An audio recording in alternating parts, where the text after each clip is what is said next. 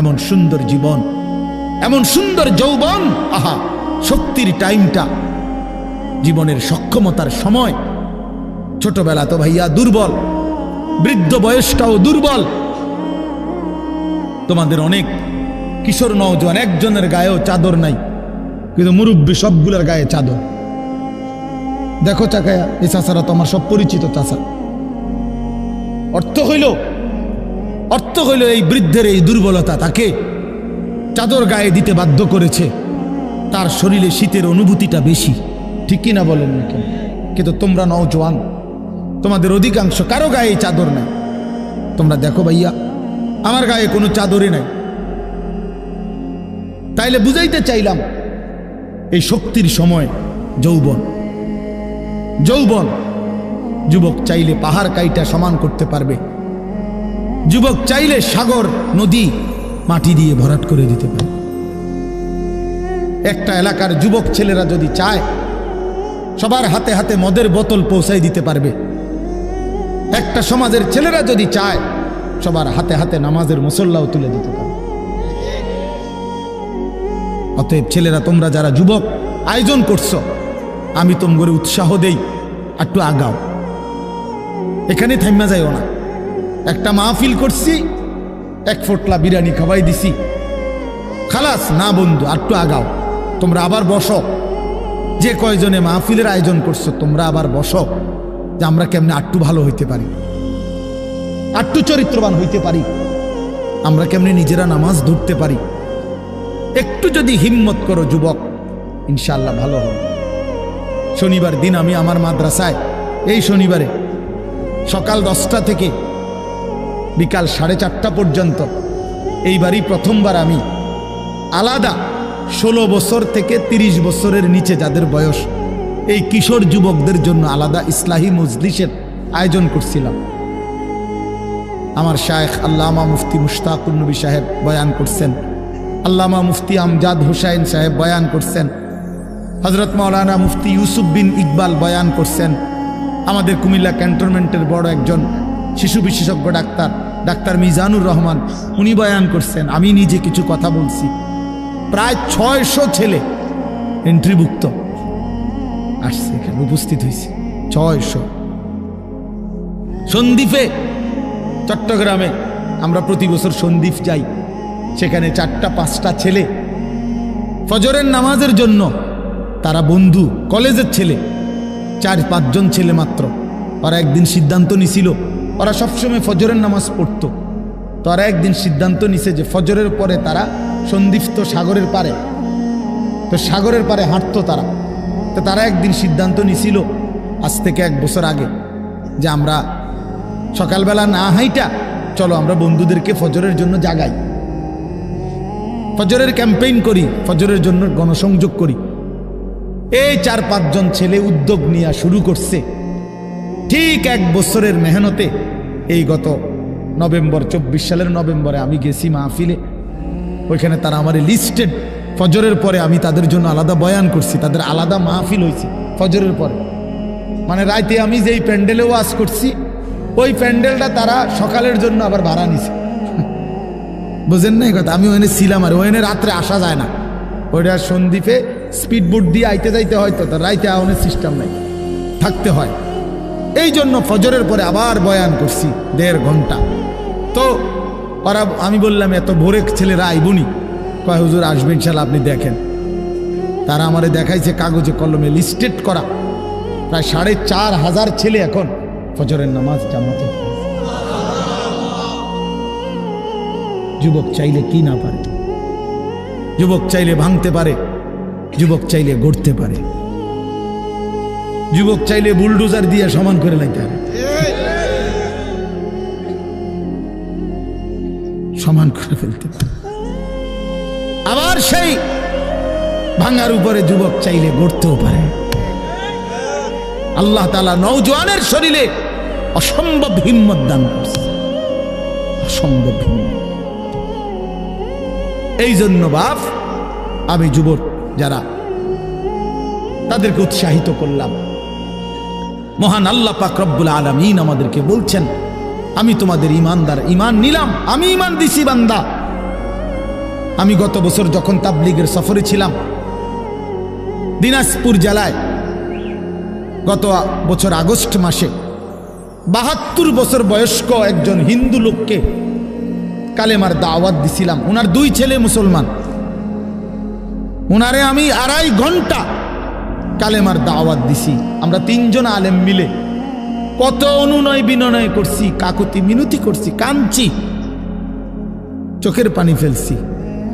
একটা বার চাচা কালেমা পড়েন, আপনার ছেলে মুসলমান, ছেলের বউ মুসলমান, আপনার নাতি নাতনি সব মুসলমান, আপনি এখনো বসে আছেন কেন? আহা, এই ৭২ বছর হয়ে গেছে। বুড়া মিয়া কয় আমি ওটা বলবো না, বলে নাই।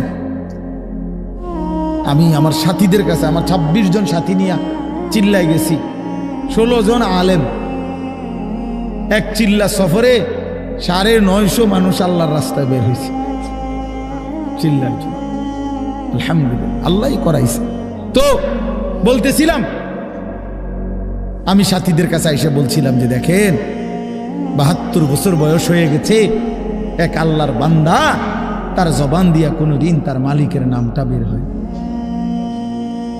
আমারে আপনারে আল্লাহ তাআলা কত বড় তৌফিক দিছে যে আমরা কত হাজারবার, লক্ষবার কালেমা লা ইলাহা ইল্লাল্লাহ মুহাম্মাদুর রাসূলুল্লাহ এটা যে আমরা পড়তে পারি, পড়তে পারছি, এই সৌভাগ্যের কৃতজ্ঞতা কি? এটা যদি আল্লাহ আমগো জবান দিয়ে কোনোদিন না বলাইতো।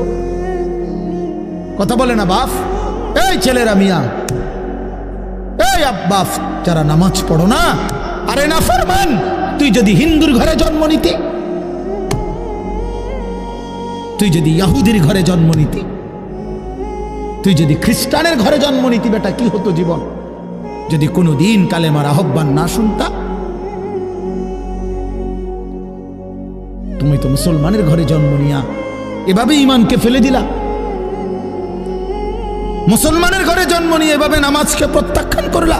ছি ছি ছি ছি, তোমারে দেখে তো হিন্দুও হাসবে, তোমারে দেখে তো ইহুদিও হাসবে, তোমারে দেখে তো খ্রিস্টানও হাসবে, যে দেখছো ওই নাকি শ্রেষ্ঠ জাতি, ওদের ধর্ম নাকি শ্রেষ্ঠ ধর্ম, ওদের ধর্ম কোরআন নাকি শ্রেষ্ঠ কিতাব, ওদের শ্রেষ্ঠ ধর্ম ওদেরই পছন্দ হয় না, ওদের শ্রেষ্ঠ কিতাব ওরাই পড়তে পারে না।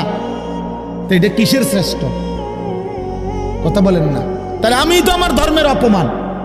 কথা বলেন না, আমি আমার ধর্মের অপমান না, আমি আমার কোরআনের অপমান।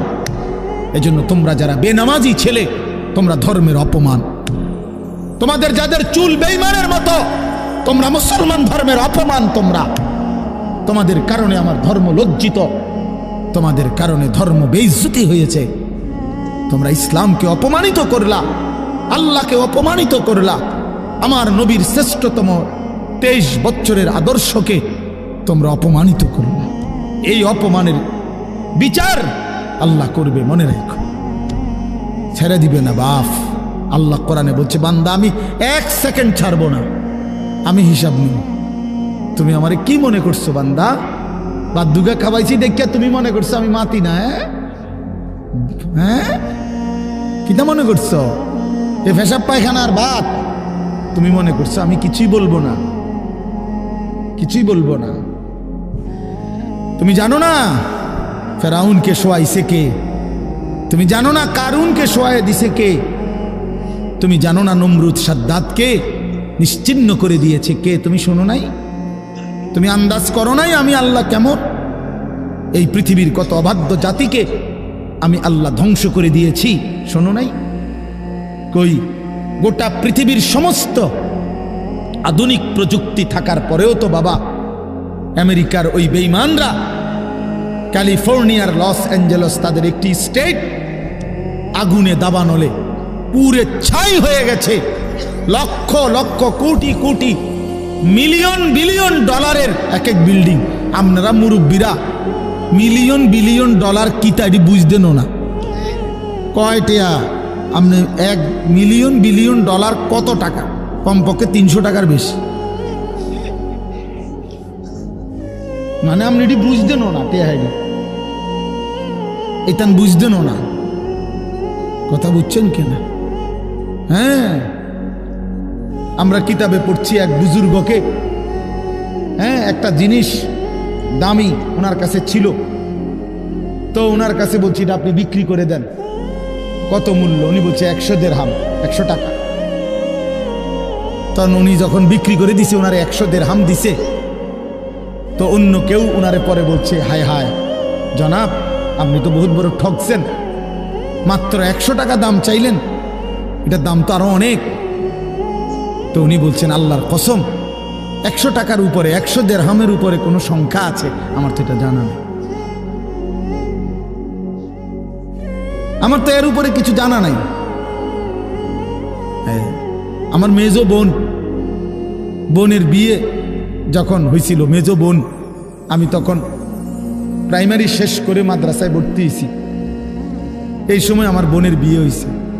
তো বোন জামাই যখন ওই আগে ছোটবেলায় বিয়ের দিন বোন জামাই যখন আসছে, তখন শরবত খাওয়াইছি যে গেইটে নাকি, তখন কিছু টাকা দিতে হয় না, যে শরবত খাওয়ায় তারে। তো আমারে 100টা টাকা দিছে উনি প্রথম। তো এগুলা নাকি ওনার কাছে আরো টাকা ছিল, তো এগুলো ওই আরো একটু সাফাসাফি করলে আরো দেয়, আরো কিছু দেয়, না মানলে আরো দেয়, এমনি এমনি নিয়ম ছিল। আমার 100 টাকা দিছে, আর এটা দেখে আমি একটা দৌড়ে আইয়ালাইছি। আমার পুরা মনে আছে, একেবারে কসম, আমার পুরো এখনো মনে হইলো আর এই কথাটা। আমার একেবারে আমার ভাই, চাচাতো ভাইটাই বা অন্যরা এত দমকাইছে, বেউকুফ, 100 টাকা লইয়া দৌড় দিয়ে আইয়ালাইছ। আমি বলছি, আমি তো আসলে এর চাইতে বেশি টাকা জীবনে আর দেখিয়ে নেই। তো বলতে চাইলাম, হাজার হাজার কোটি কোটি মিলিয়ন ডলারের এই বাড়ি ভবন, এগুলো পৃথিবীর সর্বাধুনিক প্রযুক্তি দিয়ে, অত্যাধুনিক প্রযুক্তি থাকা সত্ত্বেও, আধুনিক সরঞ্জামাদি থাকার পরেও বাফ আল্লাহর দেওয়া আযাবে আগুনে যখন জ্বলছে, এই কয়দিন হইল কোনো বেঈমানে 1 সেকেন্ডের জন্য আগুন নিভাইতে পারে নাই। 14,000 ফায়ার সার্ভিস কর্মী একসাথে আপনার পানি দিছে, আরো বাড়ে, আগুন আরো বাড়ছে। তার মানে বোঝা গেল, বাবা, পৃথিবীর কারো শক্তি মূলত কোনো শক্তি না, আল্লাহর শক্তির সামনে, আল্লাহর ফয়সালার সামনে। আল্লাহ যদি ভালো রাখে তাইলেই ভালো থাকা। হ্যাঁ, আপনার টাকা তো আছে 1000 কোটি টাকা, কিন্তু আপনার ফেডে অসুখ, আপনি টেহা দিয়ে কিনবেন। আপনার টাকা তো আছে লক্ষ কোটি টাকা, কিন্তু আপনার তো ডায়াবেটিস, আপনি কিনবেন টাকা দিয়ে কি করবেন? আপনি 7 রাজার ধন হইলেও কি লাভ হবে আপনার?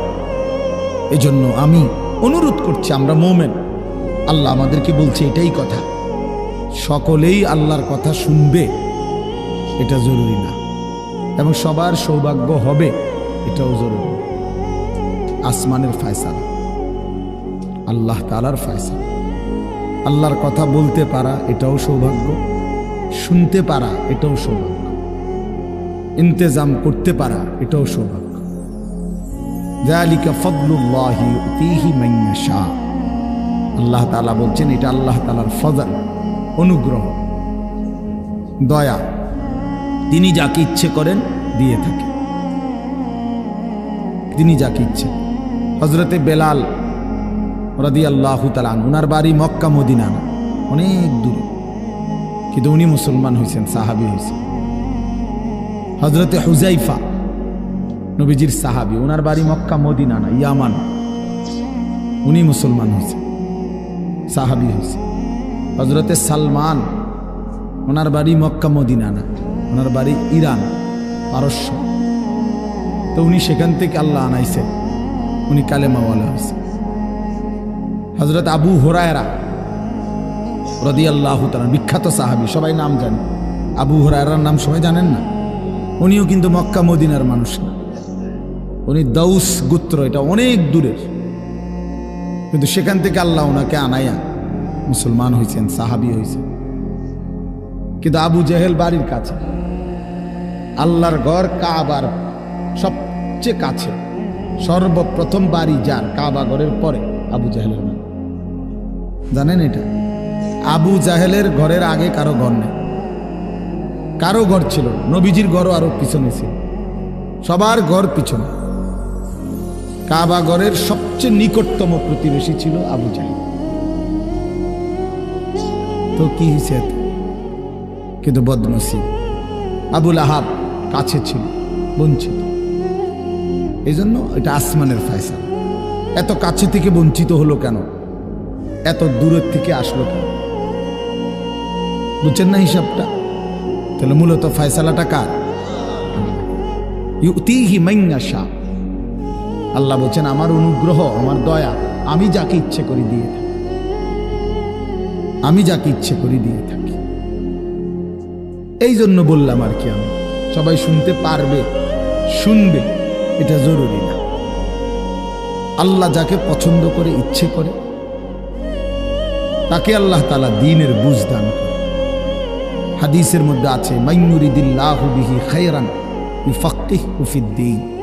আল্লাহ যার ভালো চান, কল্যাণ করতে চান, তাকেই আল্লাহ তাআলা দ্বীনের বুঝ দান করে, দ্বীনের বুঝ দান করে। নবীজি বলেন ইজা আরাদাল্লাহু বিআবদিন খায়রান ইস্তা'মালাহু।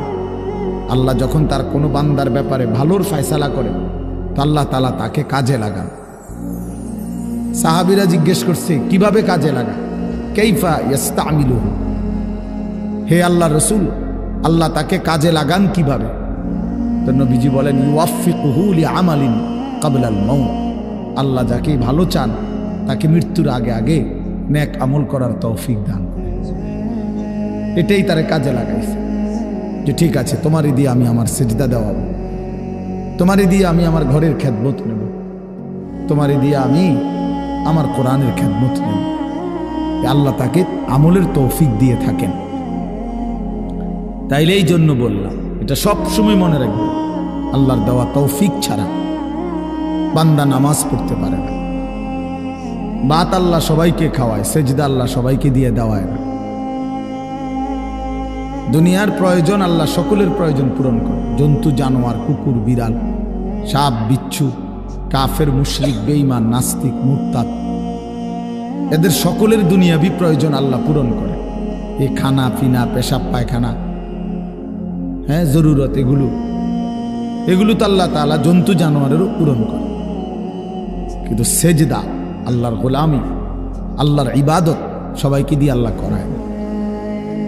আল্লাহ যাকে পছন্দ করে, ইচ্ছে করে, তাকেই আল্লাহ তাআলা তার দ্বীনের জন্য কাজে লাগায়, আল্লাহর ইবাদতের তৌফিক দান করে। এই জন্য এটা সব সময় মনে রাখতে হবে। নবী সাল্লাল্লাহু আলাইহি ওয়াসাল্লাম দোয়া করতেন যে আল্লাহ আমার ইবাদত, আপনার ইবাদত সুন্দরভাবে করার জন্য আপনি আমারে সাহায্য করেন। আপনি সাহায্য না করলে হবে না, আপনি তৌফিক না দিলে হবে না। আল্লাহুম্মা লা মানিআ লিমা আ'তাইত। আপনি দিলে বাধা দিবে কে? আপনি না দিলে দিবে কে? আপনাকে বাদ দিয়ে কারো কোনো চেষ্টায় কি লাভ হবে? কোনো লাভ হবে না। এই জন্য এটা অনেক বড় ইহসান, আল্লাহ তাআলার দয়া। আল্লাহ যাকে পছন্দ করে, ইচ্ছে করে, দয়া করেন। আল্লাহর ইচ্ছা হয় আল্লাহ তাকে কোরআন পড়তে দেয়, দ্বীন মানতে দেয়, আল্লাহকে সেজদা করতে দেয়। আর এমনি বাকিদেরকে আল্লাহ খাওয়ায় পড়ায়। এটা একটা কমন ব্যাপার। আল্লাহ তাআলা বলছেন আমি অনুগত অবাধ্য সবাইকেই খাওয়াই। কাফের মুশরিক বেঈমান কারো রিজিক দুনিয়াবি আমি আটকাই না। এই জন্য আল্লাহ তাআলা ফেরাউনকেও রিজিক দিছে, মুসা নবীকেও রিজিক দিছে না? নমরুদকেও রিজিক দিছে, ইব্রাহিম আলাইহিস সালামকেও রিজিক দিছে। আল্লাহ তাআলা আবু জেহেল আবু লাহাবকেও রিজিক দিছে, নবী সাল্লাল্লাহু আলাইহি ওয়াসাল্লামকেও রিজিক দিছে। তাহলে দুনিয়ার প্রয়োজন সকলের পূরণ করছে, সকলের। কিন্তু আখিরাত সমান না, আখিরাত ভিন্ন। আখিরাত শুধুই ঈমানদারের। পরকালের সুখ শান্তি নিয়ামত শুধুই ঈমানদারের, শুধুই সেজদাওয়ালার। কোরআন শরীফে আছে আল্লাহ তাআলা বলবে কুলু ওয়াশরাবু হানিআম বিমা কুনতুম তা'মালুন। আমার বান্দা বিগত জীবন দুনিয়াতে যে আমল করছো তার বিনিময়ে আজকে জান্নাতে খাও, পান করো, ওগুলোর বিনিময়। কুলু ওয়াশরাবু হানিআম বিমা আসলাফতুম ফিল আইয়ামিল খালিয়া। আল্লাহ বলেন জান্নাতীকে বলবে, বান্দা নিশ্চিন্তে আরামসে দুনিয়ার জীবন যে তুমি নেক আমল করেছো তার বিনিময়ে আজকে আরামসে নিশ্চিন্তে নির্বিঘ্নে আমার জান্নাতে খাও এবং পান করো। জাযাআম বিমা কানু ইয়ামালুন। আল্লাহ তাআলা বলেন জান্নাতের এই নিয়ামত বান্দা তোমাকে দিলাম কিসের বিনিময়? জাযাআম বিমা কানু ইয়ামালুন, ওই যে দুনিয়ায় আমল করেছিলে তার বিনিময়। এ তোমার সেজদার বিনিময়, এ তোমার রুকুর বিনিময়, এটা তোমার জিকিরের বিনিময়, আমার গোলামের বিনিময়, আমার বন্দিগির বিনিময়। এই জন্য আখিরাত শুধুই মুমিনের জন্য, পরকাল শুধুই ইমানদারের জন্য। এই জন্য আল্লাহ তাআলার তৌফিক ছাড়া বান্দা আমল করতে পারে না, নামাজ পড়তে পারে না, সেজদা দিতে পারে না। কত ছেলে দেখেন না চোখের সামনে এক ওয়াক্ত নামাজ পড়ে না, জানেও না সে মানুষের বাচ্চা নাকি জানোয়ার, এটাও জানে না। হাইওয়ান কিনা না মানুষ বলতে পারে। কে পাঠাইলো, কেন পাঠাইলো, কে সৃষ্টি করলো, কেন সৃষ্টি করলো, কি জন্য আসলো, কিচ্ছু জানে, কিছুই জানে। লক্ষ্য উদ্দেশ্যহীন, গন্তব্যহীন এক পাগল, মাতাল, ছাগল, যা মন চাই তাই করে, যা মন চাই। এটা জিন্দিগি আর কি। এই তো লক্ষ্য উদ্দেশ্যহীন জীবন, জন্তু জানোয়ারের জীবন। মুসলমান তো তাকে বলে যার সুনির্দিষ্ট গন্তব্য জানা আছে। ইমানদারের গন্তব্য জানা আছে যে আমার গন্তব্য কোথায়, আমার এটা হায়াত, এরপরে আমার মৃত্যু, কবর, এরপরে আমার হাসরের মাঠ, এরপরে আমার মিজান, হিসাব, এরপরে আমার ফুলসেরাত, এরপরে আমার জান্নাত। আমার টার্গেট জানা আছে, আমার গন্তব্য জানা আছে। আমি থামবো সেদিন, জান্নাতে যাব যেদিন। আমার টেনশন দূর হবে সেদিন, আমি জান্নাতে ঢুকবো যেদিন। ওয়াকালুল হামদুলিল্লাহিল্লাযী আযহাবা আন্নাল হাযান। কোরআনুল কারীমের মধ্যে আছে, আল্লাহ তাআলা বলেন জান্নাতি বান্দা জান্নাতে ঢুকে বলবে, আল্লাহ আপনার প্রশংসা করছি, আজকেই আমার চিন্তা পেরেশানি জীবনের তরে শেষ হল। আজ আমি জান্নাতে ঢুকলাম, এবার আমি নিশ্চিন্ত হলাম, নিশ্চিন্ত হলাম। আর কোনোদিন এই জান্নাত থেকে বের হতে হবে। আল্লাহ তাআলা বলছেন আর কখনোই এখান থেকে বের হইতে হবে না।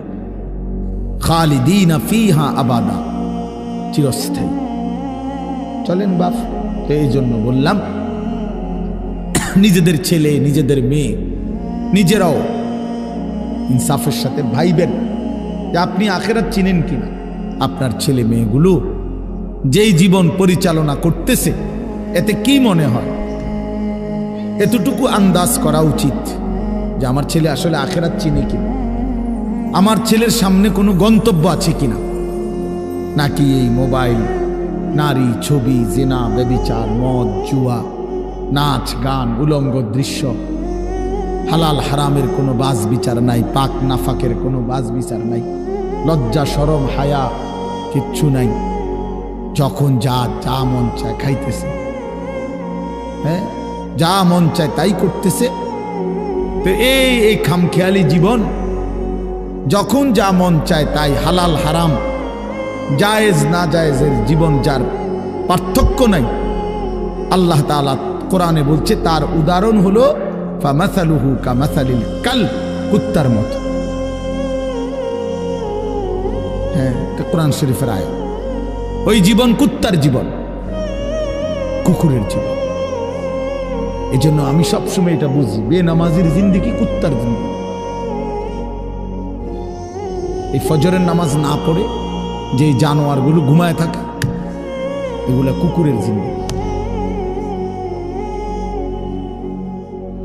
খালাস।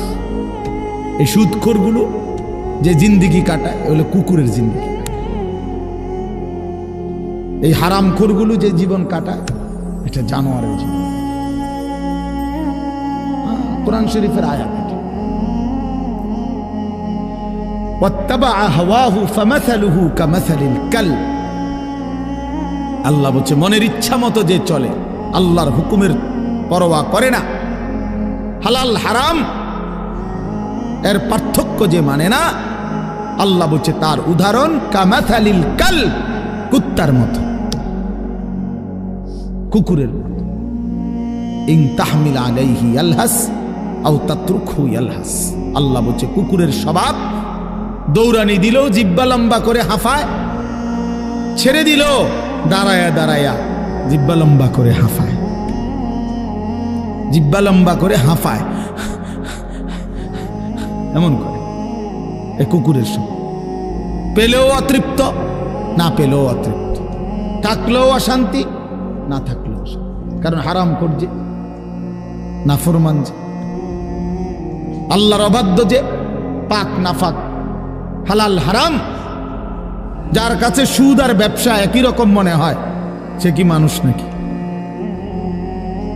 যার কাছে আপন বউ পরের মহিলা সমান মনে হয়, নিজের বউও দেখে, মানুষের বেডিও দেখে, তো তার কাছে কি কোনো হালাল হারামের পার্থক্য আছে কি? তো সে জানোয়ার না তো জানোয়ার কে? সে জানোয়ার না তো জানোয়ারটা কে? তাই বলে ইনসাফের কথা বলে, নাহলে বিচারে কর কি কয়। এই জন্য এটা সবসময় মনে রাখবেন, জওয়ান হন আর বুড়া হন, আমি হই আর আপনি হন, হালাল হারামের পার্থক্য যার মধ্যে নাই, কুকুরের মধ্যে কোনো হালাল হারামের পার্থক্য নাই, কুকুরের মধ্যে পাক নাফাকের কিছু নেই, কারণ যেহেতু সে জানোয়ার। কিন্তু মানুষ যে ইনসান, তার সৃষ্টিগত সত্তার মধ্যে হালাল হারামের অনুভূতি থাকতে হবে।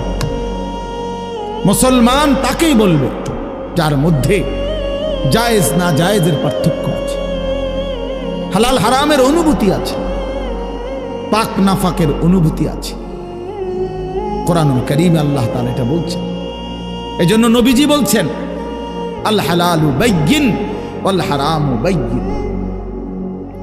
যেটা হালাল এটা স্পষ্ট, যেটা হারাম এটাও স্পষ্ট। নবীজি বলেন আমি অন্ধকারে রেখে যাই নাই উম্মতকে, একটা সেকেন্ডের জন্য আমি আমার উম্মতকে আড়ালে রেখে যাই নাই, সব কিছু আমি স্পষ্ট বলেছি। হালালগুলোও পরিষ্কার করে দিছি, হারাম যা তাও স্পষ্ট করে দিয়েছি। 24 ঘন্টার যাবতীয় কর্মকাণ্ড আমি আল্লাহ স্পষ্ট করে দিয়েছি।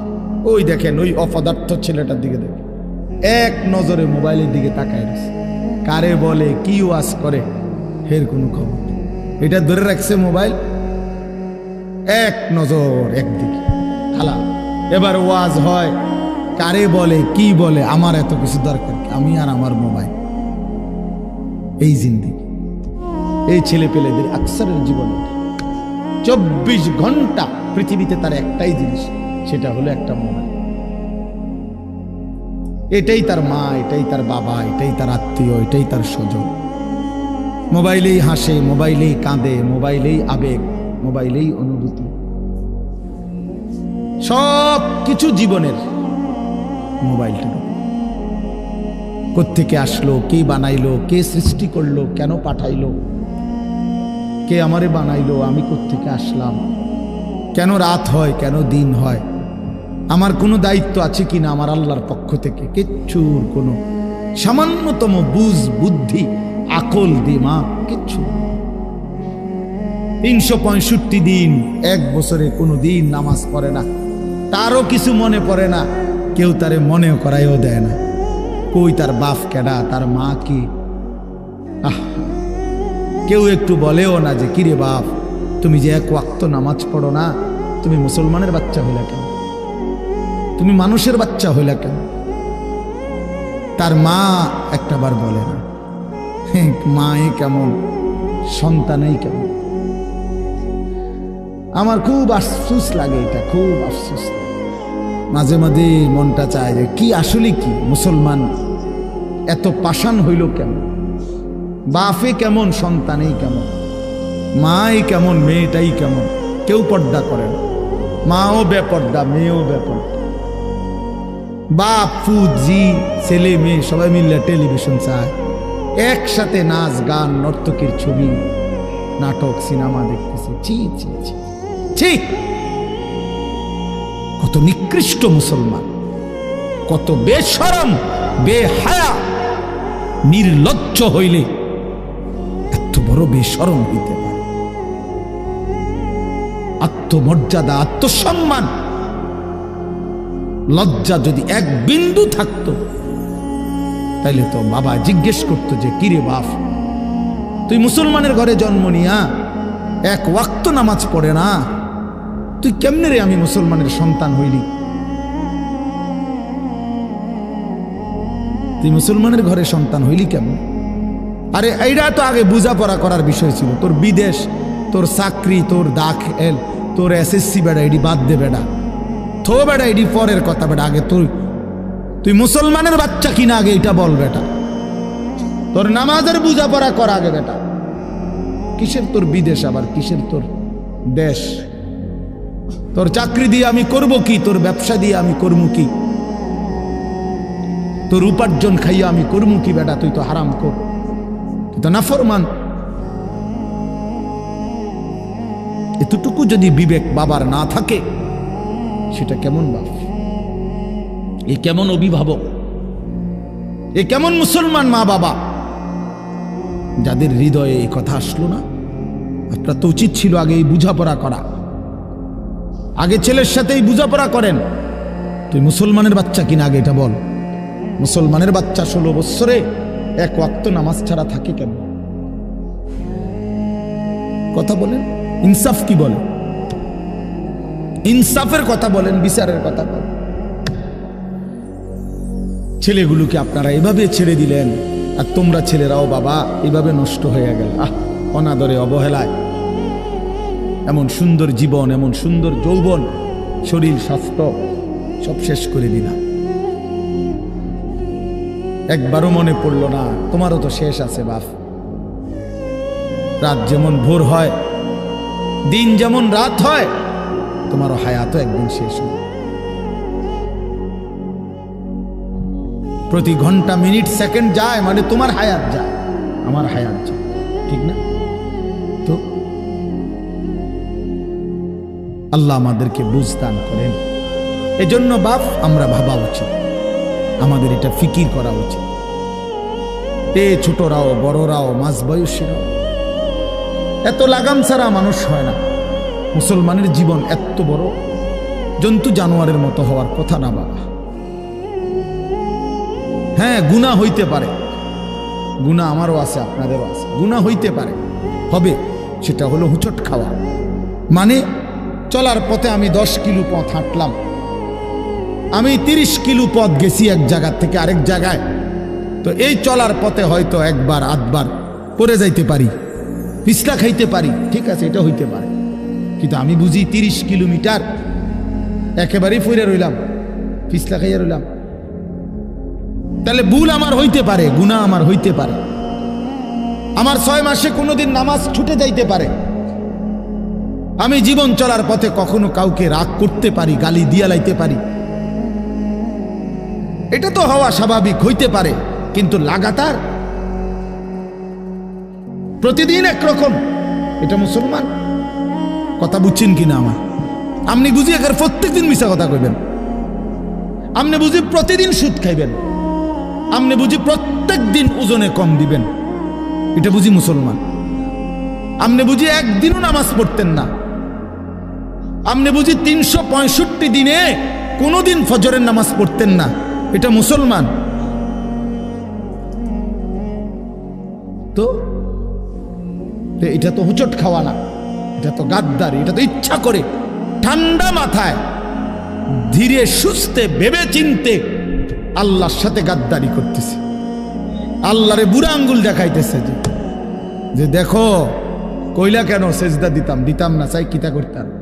আল্লাহ বলবে অসুবিধা নাই বান্দা, বাতে না খাও, আর তো বেশি কিছু না, দুগা খানাই তো খাও আর ঘুম যাও, খানা তো কুত্তাও খায়।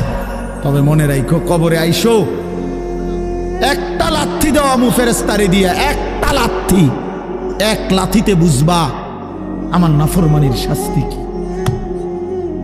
কাল্লা সাউফা তা'লামুন সুম্মা কাল্লা সাউফা তা'লামুন।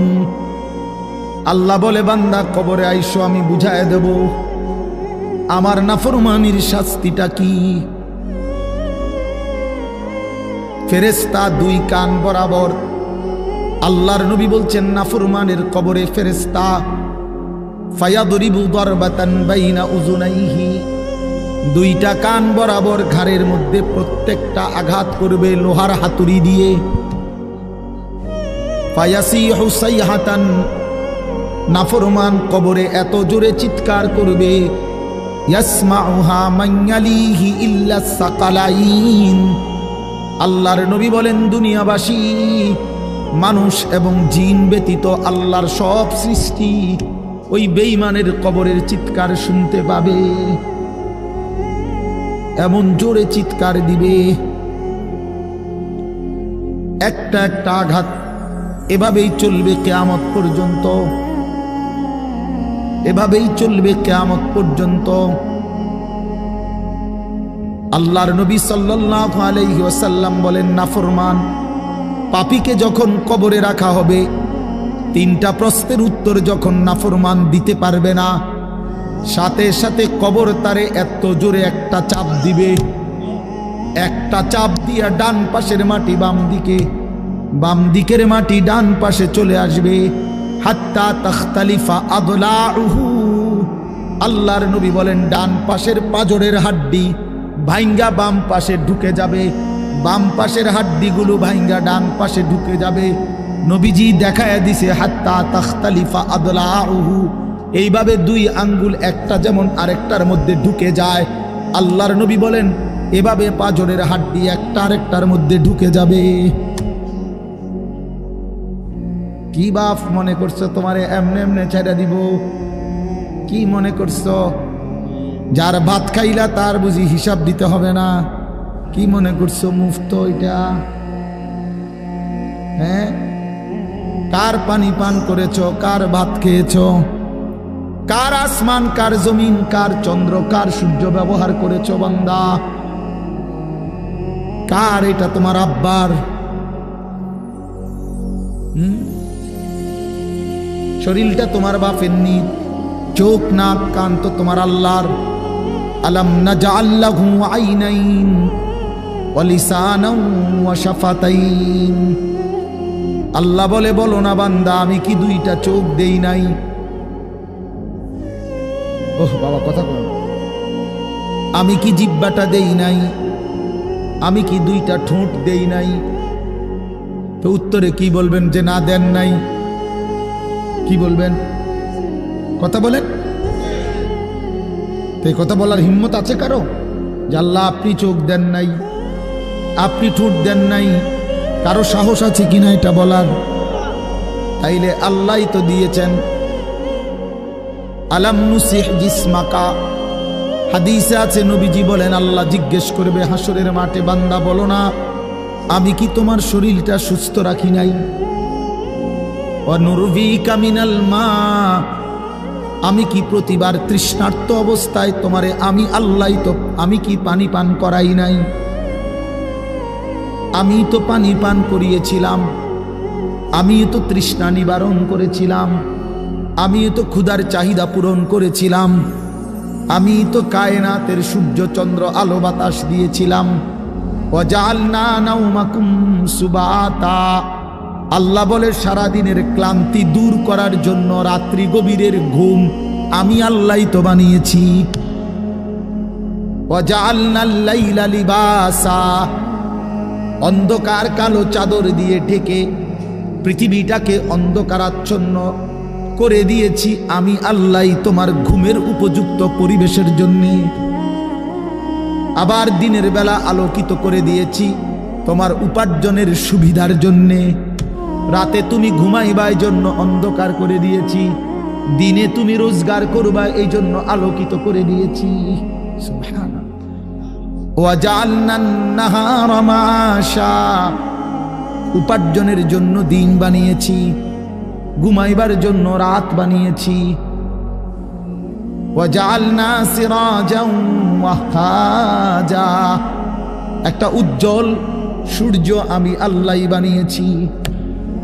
وأنزلنا من المعصرات ماء ثجاجا, জমাট বাঁধা মেঘ থেকে আমি আল্লাহ অঝোর ধারায় বৃষ্টি নামিয়েছি।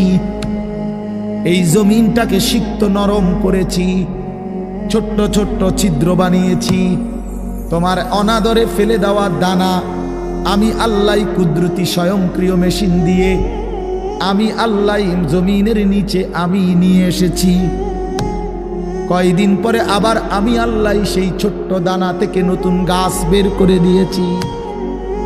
লিনুখরিজা বিহি হাব্বাও ওয়া নাবাতা, তাহলে রিজিকের ব্যবস্থা আমি করলাম, ঘুমের ব্যবস্থা আমি করলাম, উপার্জনের পরিবেশ আমি করে দিলাম, শরীর স্বাস্থ্য জীবন যৌবন আমি দিলাম। আমি কেন সেজদা পেলাম না? আল্লাহ যদি বলে বান্দা আমি কি অপরাধ করলাম, আমি তোমারে এত কিছু দিয়ে আমি কি অন্যায়টা করলাম যেই অপরাধের কারণে তুমি আমারে সেজদা দিলা না? কি বলবা যুবক?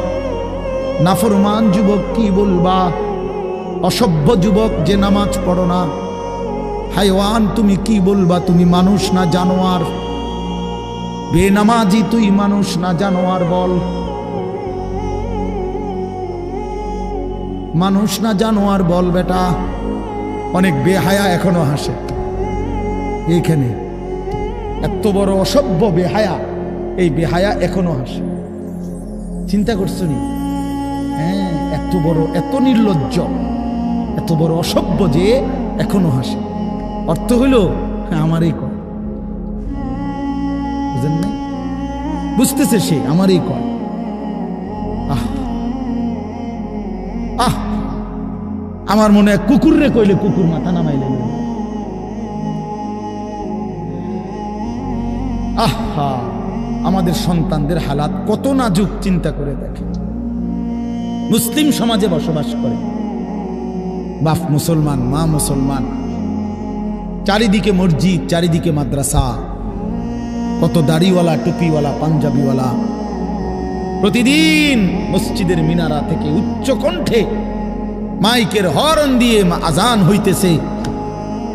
এত বেশি মাইক, হর্ন, মসজিদ, মাদ্রাসার পরিবেশের মাঝখানে থাইকাও এটা কত বড় গাদ্দার, কত বড় গাদ্দারা নাফরমান। এত সুন্দর চারদিকে মসজিদ, মাদ্রাসা, আলেম ওলামা, দাড়ি টুপি, মাদ্রাসার পরিবেশের ভেতরে থাইকাও জানোয়ারে একটা সেজদা দেয় না। কত বড় নিকৃষ্ট জানোয়ার, চিন্তা করছে। এই বাপ, এমন সন্তান পাইলা কবরে যাই আফসোস ছাড়ার কিচ্ছু নেই। আজকে যদি এই আফ্রিকার জঙ্গলে থাকতো তাহলে হয়তো যে বাবা এত বড় আফ্রিকার জঙ্গলে ছিলাম যেখানে কোনো দিন কোনো আজান হয় নাই, যেখানে কোনো মসজিদ দেখি নাই, মাদ্রাসা দেখি নাই, আল্লাহ চিনব কোত্থেকে? আমি তো আফ্রিকার জঙ্গলের ভিতরে থাকতাম। বলেন, একটা ছেলে বলেন, এই ছেলেগুলো বেনামাজি যে ছেলেগুলো, এদেরকে জিজ্ঞাসা করেন যে বাবা তুই কি আল্লাহ চিনলি না, না রাসূল চিনলি না? তুমি বাবা কি মসজিদ চিনলা না, মাদ্রাসা চিনলা না? কোনোদিন কি কোরআন দেখলা না? কারো লাশ, কারো জানাজা, কারো কবর কিছুই দেখো নাই? কিচ্ছুই তোমার কলজার মধ্যে কোনো এক বিন্দু কোনো বিবেক অনুভূতি জাগাইলো না? শুধু নারী, শুধু একটা মোবাইল, শুধু একটা ছবি, শুধু একটা অশ্লীল দৃশ্যের কাছে হেরে গেলা। ছেলেরা বলো বাবা, তোমরা বলো, কার কাছে হাইরা গেলা? কেমনে হাইরা গেলা তুমি? তোমার বাপ মুসলমান, মা মুসলমান, তোমার ঘর মুসলমান, তোমার দাদা দাদি, নানা নানি, চাচা মামা, ফুফা খালু সব মুসলমান। তোমার এলাকার চারদিকে আজান হয়, তোমার মহল্লার প্রত্যেক গলিতে গলিতে মাদ্রাসা আছে, কোরআনের ঘর আছে, তোমারই কোনো না কোনো চাচাতো ভাই, মামাতো ভাই, ফুফাতো ভাই, আত্মীয় কেউ না কেউ হাফেজে কোরআন আছে, আছে না? তালেবে ইলম আছে, মাদ্রাসায় পড়ুয়া আছে। এত কিছু দেখার পরেও যার কলিজায় এক ওয়াক্ত নামাজ পড়তে মন চায় না, তার দিল পাথরের চাইতে শক্ত, তার দিল জন্তু জানোয়ারের দিলের চাইতে নিকৃষ্ট। কারণ এ বড় শক্ত হারামি, মনে রাখি, সে কিছুই মনে করে না আল্লাহকে, কিছুই মনে। এত মসজিদ মাদ্রাসা, এত নামাজ রোজার এত চিহ্ন দেখাও তে কয় আমি কিছুই বিশ্বাস করি না। আমি বিশ্বাস করি আমার জীবন হলো মোবাইল, আমার জীবন হলো নারী, আমার জীবনের অর্থ হলো ছবি, আমার জিন্দিগির মাকসাদ হলো উলঙ্গ ছবি দেখা, নর্তকী দেখা, জিনা ব্যভিচারের দৃশ্য দেখা, মদের আড্ডা, জুয়ার আড্ডা, নারীর আড্ডা, কোন অশ্লীল মেয়ের পিছনে জীবনটা শেষ করে দেওয়া, খালাস। আমি বুঝছি এটাই জীবন। কিসের মসজিদ, কিসের মাদ্রাসা, কিসের আল্লাহ, কিসের রাসূল, আমি এগুলা বুঝি না। এতটা উল্টে গেল কেন? এত বড় লানত হলো কেন বলেন বাবা?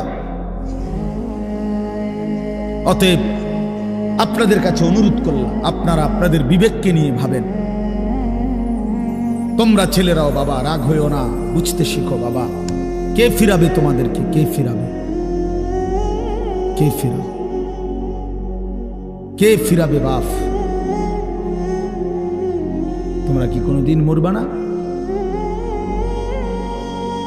আজ যদি মৃত্যু হয়, এই বেনামাজি জিন্দিগি নিয়ে কেমনে কবরে যাইবা? ঠিক বা কেমন? এই নাফরমানের জিন্দিগি নিয়ে কেমনে টিকবা? এই জন্য আমরা প্রত্যেকেই প্রস্তুতি নেই।